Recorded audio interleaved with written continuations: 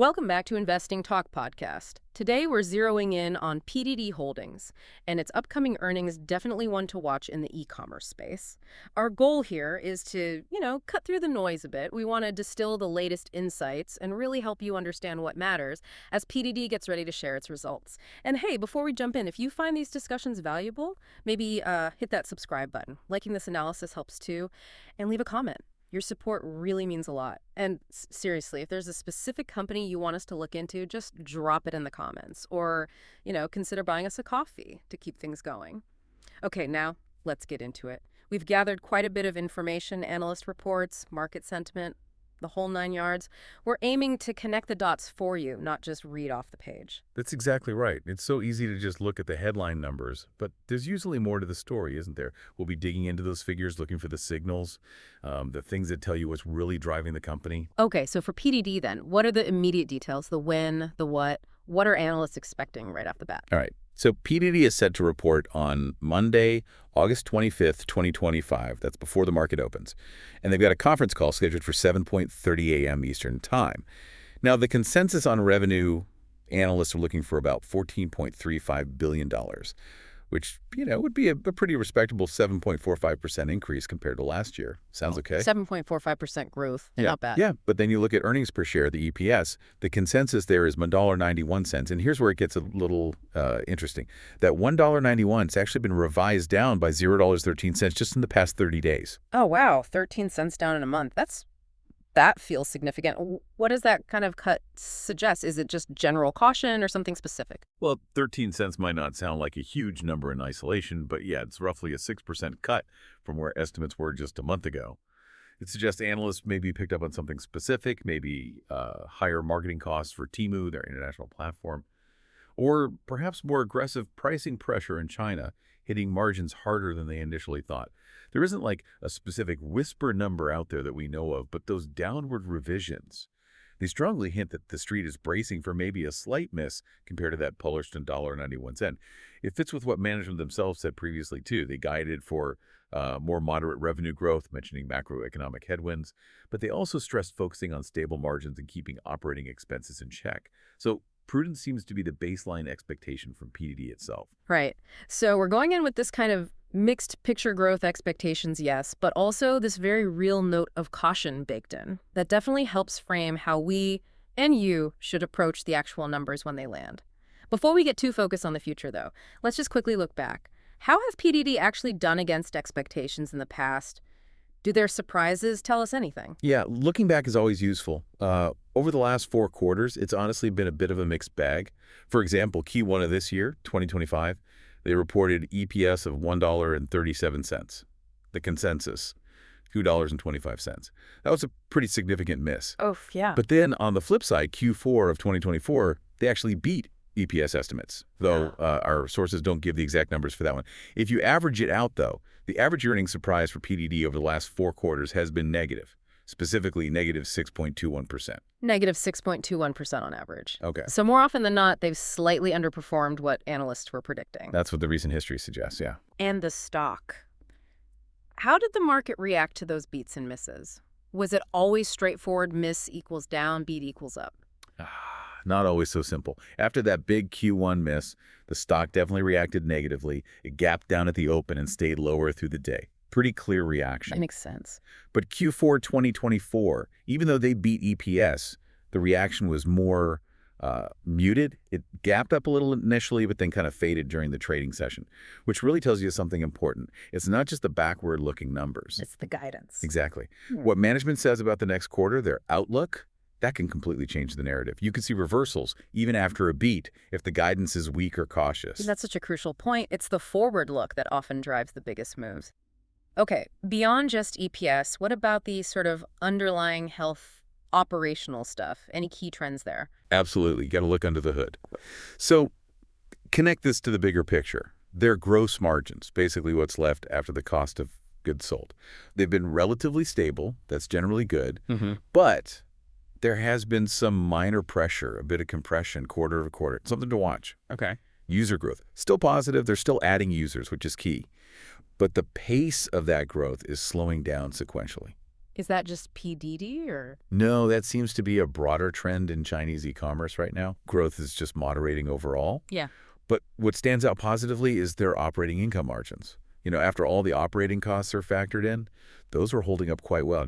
It shows they're really disciplined on cost control, which lines up perfectly with what management was saying about focusing on expenses. Seems like a deliberate strategy. Got it. So a history of some misses, mixed market reactions, slowing user growth, but offset by the strong cost discipline. It really feels like that internal focus must be a reaction to the wider environment, right? What has been going on externally that might be shaping PDD this quarter? You're absolutely right. External factors are huge. Um, During this past quarter, nothing major in terms of new product launches from PDD specifically. But what was noticeable was continued, even increased investment in their international side, particularly Temu. That's clearly a big strategic push. Trying to find growth elsewhere. Seems like it. Yeah. And on the regulatory side, in China, well, the scrutiny's always there for big tech, you know that. But no major new crackdowns or specific impacts on PDD this quarter, which in a way is almost good news. Stability's better than new uncertainty, right? True. No news can be good news on that front sometimes. Okay, zooming out even further then, the whole e-commerce sector, the macro picture, any big tailwinds helping them or headwinds pushing back? Yeah, the sector overall, Yeah. it's definitely facing challenges. Consumer spending has been decelerating. People are just maybe a bit more cautious, spending a little less online. And the price competition is intense, fierce. Everyone's fighting for market share, The pressure on pricing. big time. On the macro side, you mentioned the yuan. Usually a weaker yuan can be a headwind for companies with international operations or costs. But for PDD, our sources suggest those FX effects are likely pretty modest. One clear positive, though, supply chains. They've largely normalized compared to, say, a year or two ago. That eases a lot of operational headaches. Logistics are smoother. Okay, so it's complex. They're pushing hard internationally. Regulation is stable-ish, but they're facing slower consumer spending and brutal price wars, offset slightly by better supply chains. Given all that, how are analysts feeling now? Has the sentiment shifted lately? It definitely has. As we mentioned that EPS revision, we've also seen several analysts actually cut their price targets for PDD just this month, in August. It all kind of lines up, showing this adjustment in expectations across the board. So the overall mood is, I'd say neutral to slightly bearish. That seems to be the general consensus tone among analysts right now. They're really highlighting the potential risks to margins because of that competition, and just generally pointing out how tough that landscape is for PDD right now. They're watching closely to see how PDD navigates it. it really sounds like PDD is walking a tightrope, doesn't it? Trying to expand globally while battling these strong headwinds at home and intense competition. Really helps to understand the context behind the numbers we're about to see. Okay, let's shift gears slightly. Beyond the fundamentals, beyond the macro, what about the market itself? How is it feeling about PDD right now? Any technical signals jumping out ahead of earnings? Good question. Market psychology matters. Looking at the stock chart in the weeks leading up to this report, PDD stock has mostly been trading sideways, kind of flat. And it's actually shown some mild underperformance compared to some of his peers in the e-commerce sector. Interesting. So no big run-up. No, not really. You sometimes see a stock climb into earnings if investors are expecting really good news. But we haven't seen that strong conviction here. Suggests maybe some hesitation or uncertainty in the broader market. What about the options market? That can sometimes give clues about what the smart money or active traders are expecting, right? Any hints there about volatility or direction? Yeah, the options market is often quite revealing. So looking at the ratio of call options, bets the stock goes up, to put options, bets it goes down, it's currently skewed a bit towards puts. More puts than calls. Slightly more, yeah, which generally signals a more cautious, maybe even bearish sentiment among options traders heading into the event. They're buying more downside protection or making bearish bets. And here's a key thing. The options market is pricing in what's called implied volatility that suggests a potential move of plus or minus 7% to 9% for the stock after the earnings come out. Wow, 7 to 9% either way. Yep. That's a pretty significant potential swing. And interestingly, it's quite consistent with how PDD stock has historically moved after its earnings reports. So the market is definitely expecting fireworks. A big move is anticipated, up or down, and traders are positioning for that volatility. Okay, so the market seems braced for impact, expecting a big move with maybe a slight tilt towards caution based on those options. That's a really vital piece for you, our listener, to keep in mind whatever your strategy might be. Highlights the potential risk and maybe opportunity right around the corner. All right, we've covered the numbers, the history, the context, the market view. Let's try and synthesize this. Looking ahead to the actual report, Right. what are the possible scenarios? What would a bullish outcome look like versus a bearish one? What are the key drivers? Right, thinking about the range of possibilities. Mm. For a bullish case, well, obviously you want to see a strong beat on both revenue and EPS, exceeding those lowered expectations. What could drive that? Maybe it's a prize resurgence in user growth, showing consumer demand is stronger than feared. Or, and this would be a big positive surprise, significant stabilization or even improvement in margins, despite the competition. That would definitely turn heads. Absolutely. And crucially, any upward revision to management's guidance for the next quarter, or even just really strong positive commentary about how Temu is doing internationally, the market loves positive surprises about future growth. Makes sense. So that's the bull case. What about the other side? What triggers a clearly bearish reaction? What are the big red flags to watch for? Okay, the bearish case. Well, another EPS miss like Q1 would certainly do it. Shows a pattern.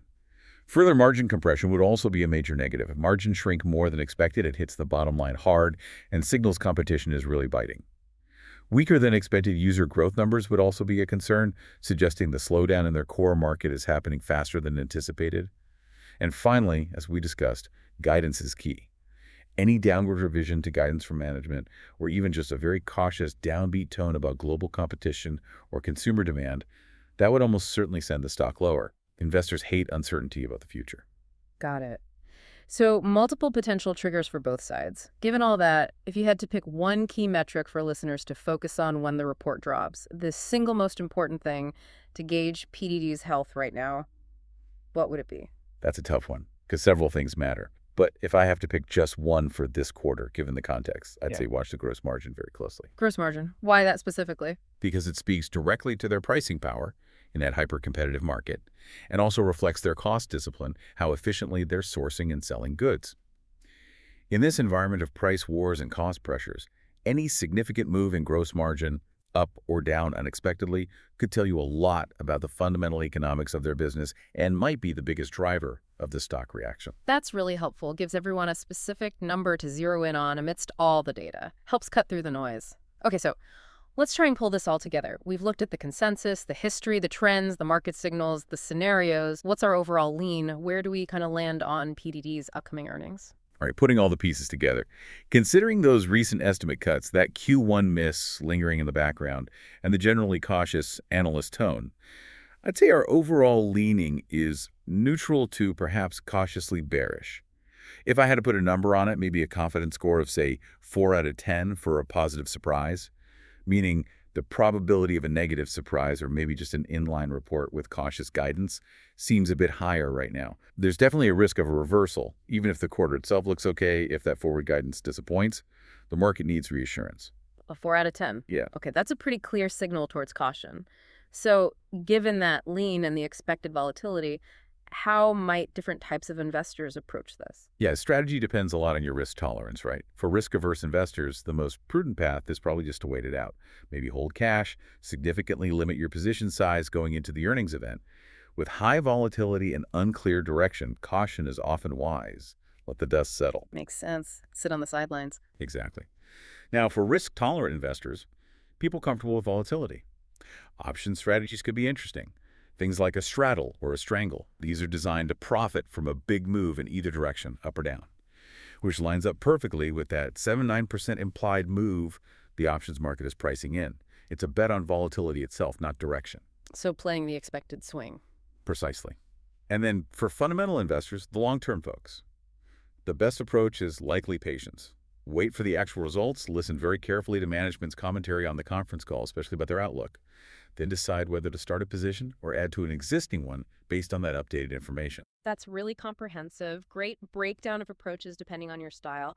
Prudence for some, strategic plays for others, patience for the long-term view. Well, that brings us towards the end of our discussion on PDD Holdings and what to watch for in its upcoming earnings. We really hope this analysis has given you a clearer picture and maybe some actionable insights. As we wrap up, here's something to think about. How will PDD's big push into international markets, like with Temu, ultimately change what the company is? Will it move beyond just being a Chinese e-commerce player? And what could that mean for the whole global retail scene down the road? It's definitely a huge question mark hanging over their future, and maybe the future of online shopping globally. Something to keep an eye on. Thank you so much for tuning into Investing Talk podcast. We really appreciate you joining us, and we look forward to having you with us again soon.